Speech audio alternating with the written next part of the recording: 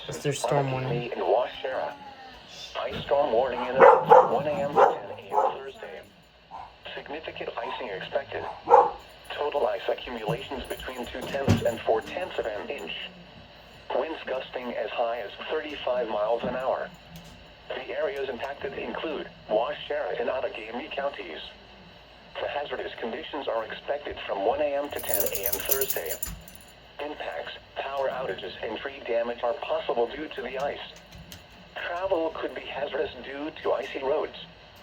The hazardous conditions will impact the Thursday morning commute. Travel is strongly discouraged. If you must travel, keep an extra flashlight, food, and water in your vehicle in case of an emergency. Prepare for possible power outages. The latest road conditions for the state you are calling from can be obtained by calling 511. So what was it? The ice? The winter storm warning for ice. For Outagamie?